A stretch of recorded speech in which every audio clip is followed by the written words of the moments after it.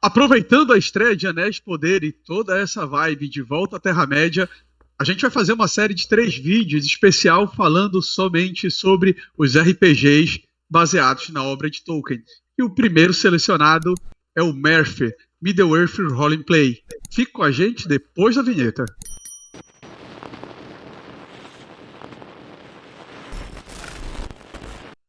Fala pessoal, seja muito bem-vindo a um programa especial de Perdidos no Tempo. Como eu disse, a gente vai falar sobre os RPGs que retrataram a história da Terra-média, né? Porque se tinha Dungeons Dragons, tinha esse ambiente de RPG com a fantasia medieval, é claro que a grande referência, a grande obra que inspirou tudo de fantasia medieval em obras literárias e RPG teria que ter os seus sistemas, né? Teria que ter jogos inspirados. E o primeiro dele começa em 1984. Cara, e era um RPG para quem era nerd raiz, sabe? Era um RPG para quando você que é um perdido mais antigo e lembrava ali daquele, sabe, aquele nerd do cara que não é só gostar do que o outro não gosta, é o cara que é CDF, é o cara que é inteligente. Era esse o nerd que jogava Murphy. Isso, é um RPG da época em que jogar RPG dava trabalho, dava muito trabalho. Só sacaneando aqui um pouquinho com o Oswaldo, não tinha D&D Beyond, aperta o botãozinho, rola o dado, não tinha nada disso. Não, o negócio era diferente. E olha que assim, eu vou só falar um pouquinho, porque nem eu joguei isso, mas nós temos aqui um elfo que jogou, que teve algum contato com isso aí, para dar uma opinião em primeira mão sobre o MERP. Mas assim, só para contextualizar um pouquinho, vários RPGs, obviamente, beberam da fonte do Senhor dos Anéis. Mas a gente vai falar aqui de alguns que foram adaptações mesmo da obra de Tolkien para o RPG. Né? Então, o primeiro deles foi o MERP, né, o Middle-earth Role Playing Game, que, na verdade, ele surgiu em 84, mas ele já foi uma versão simplificada das regras de um outro sistema genérico chamado Role Master. E, assim, ele foi lançado pela Iron Crown Enterprise, melhor dizendo, era a editora, né, a empresa, e eles tiveram a licença de 84 até 1999. Então teve muita coisa que eles lançaram, diversos suplementos, diversas histórias, né, campanhas. E uma coisa que é interessante para a gente falar do MERP é que assim, ele explorou muito a Terra-média enquanto cenário. Né? Vários suplementos abordaram diversas regiões lá, diferentes períodos, né, da história da Terra-média. E o cenário base ele começa um pouquinho antes da Guerra do Anel, né? Mas diversos outros períodos anteriores a isso foram explorados nos suplementos, né? Mas enfim, isso é só para dar um contextozinho base, depois eu volto com mais informações. Loreto, suas impressões em primeira mão sobre o MERP. Tipo assim, existia o D&D, que você era nerd, né? Só por estar com um livro de D&D você já era nerd. Agora, se você tivesse com um livro do MERP debaixo do braço, bicho, aí o negócio era profissional mesmo, cara. Porque, cara, acho que foi um dos livros mais difíceis que eu li de RPG. Até porque o meu inglês naquela época eu ainda estava aprendendo inglês para poder justamente ler, né, RPG e ler livros. Eu queria muito ler O Senhor dos Anéis na língua original, né, no inglês, porque eu já tinha lido a versão portuguesa que era meio zoada a tradução. Então eu comecei a querer entender inglês por conta do Senhor dos Anéis, por causa do RPG. E quando esse livro caiu na minha mão, que nem era meu, né, era de um amigo meu que viajou para Inglaterra e trouxe os livros básicos do MERP. Aí eu falei, deixa eu tentar ler. Cara, bicho. Era bem complicado esse jogo, cara. Pra você ter ideia, cara, pra fazer a ficha, cara, a gente demorou um dia pra fazer a ficha de todo mundo, cara. Tão minucioso que ele era. E é o que você falou. Era uma versão simplificada do Role Master, cara. Então eu nunca li o Role Master. Então eu já imagino que o Role Master deve ser um troço assim. Montar o personagem desde quando ele foi, né, ali concebido realmente e tal. E você andando aos poucos até chegar onde você tá. Cara, agora.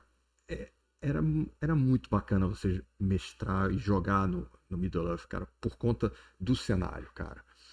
Era muito bom. E o livro que a gente também tinha um outro livro lá, né, que na realidade era uma aventura, que era justamente a passagem do Aragorn pra pegar o exército dos mortos, sacou, cara? Então a aventura era este momento, cara. Era um negócio sensacional, cara. Sensacional. A descrição dos locais, dos inimigos, né? Então, assim, eu que já era apaixonado pela obra do Tolkien, cara, quando eu joguei MERP, cara, eu fiquei muito, muito mais apaixonado, cara, porque era muita riqueza de detalhes, entendeu? E o que era bacana, que era uma coisa, né, autorizada, né, pela família. Então, fazia parte do lore do cara ali, então, era muito legal. Diferente, por exemplo, do jogo do Star Trek, que era uma coisa que não era autorizada. Então, era um negócio sempre... A gente jogava, mas jogava... é mais ou menos isso. Não, Middle-earth é isso. É o Senhor dos Anéis. Né? Você pode jogar o D&D, né? Bacana. Que é também baseado, apesar de eles falarem que não, mas é baseado muito no que o Tolkien fez. Ou você pode jogar o Tolkien, que é o Senhor dos Anéis. Agora, muita tabela, muito demorado. A jogabilidade, assim, é um pouco travada. Né? Ele é todo baseado em D100, né? Ele é em porcentagens.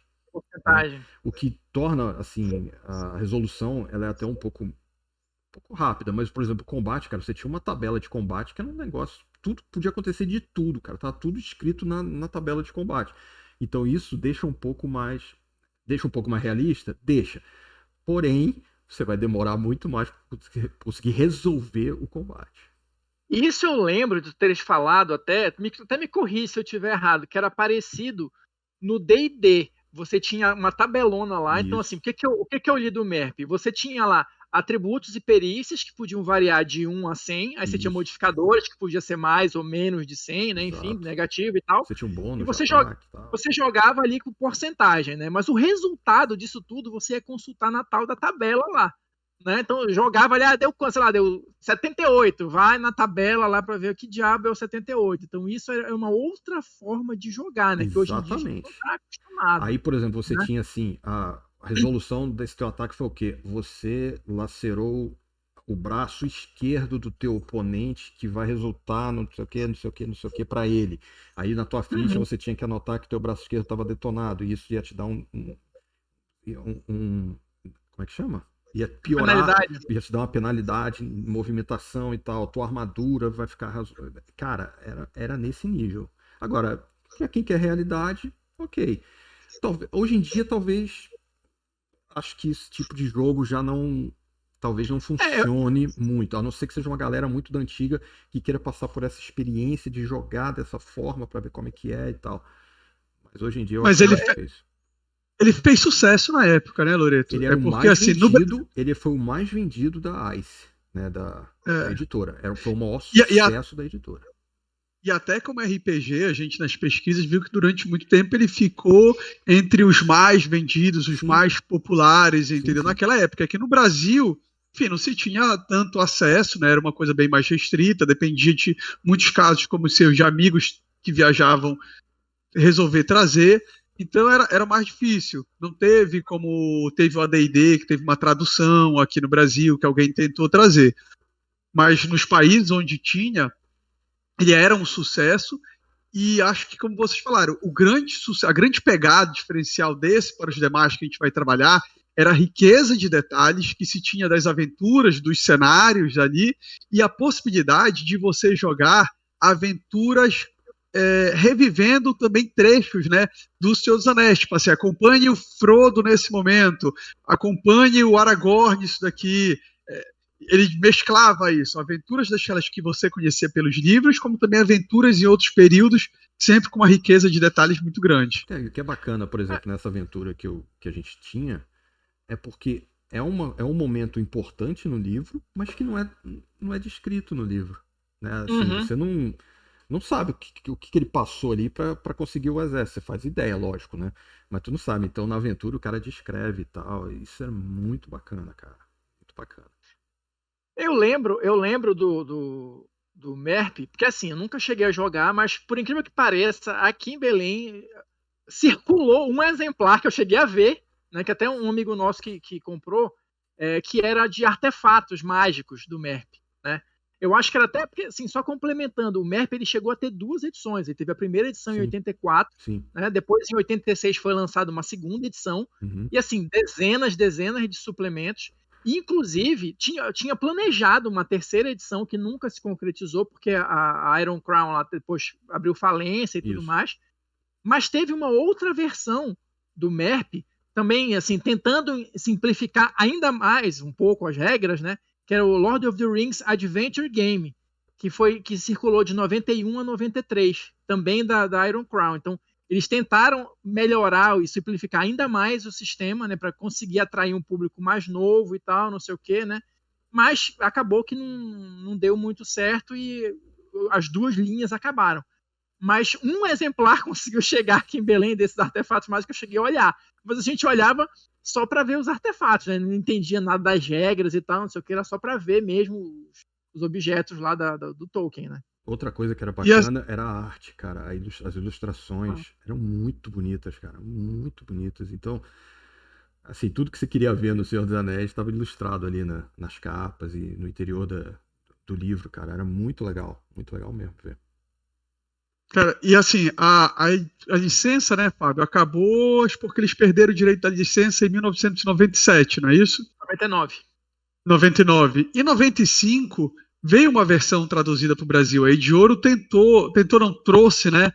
Só que aí talvez já tinha perdido o time, não conseguiu ter esse alcance. Ou seja, a gente chegou a ter uma versão aqui pela Edioro.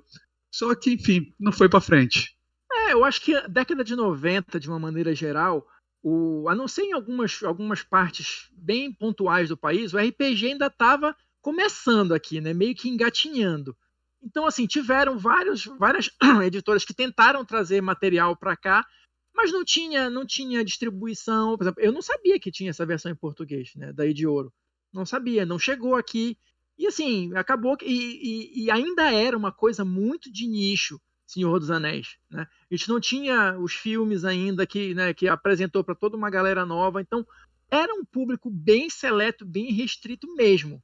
Então, ainda que você trouxesse, não ia ser um recorde de vendas como foi em outros países que já tinham essa cultura do RPG e essa cultura do Senhor dos Anéis mais difundida também, né? E ainda tem o fator Vampire na década de 90, né, cara? Que, bicho, é inegável. Né? O cara varreu tudo, cara, sacou? Com os vampiros lá, cara, que realmente é muito bom. Né? Então o MERP é um sistema já um pouco mais travado, mais complicado. Pô, você tem que ter lido os livros, né, para você poder entender melhor, poder, né, entrar mais no jogo, né? E aí vai ficando mais difícil, né? De poder jogar. Né? E você, tá curioso para conhecer MERP? Tem vontade de jogar com essa riqueza de detalhes? Ou bastou o vídeo, tá bom, é uma história legal e passa pro próximo? Deixe seu comentário com a gente, se inscreva no nosso canal, acompanhe nosso canal de resenhas, que tem o Fábio falando de muito RPG lá. Se você quer RPG mais novos, tem muita resenha boa de RPG. E aguarde o nosso segundo vídeo, porque vem mais Senhor dos Anéis. Falou, galera. Falou, pessoal.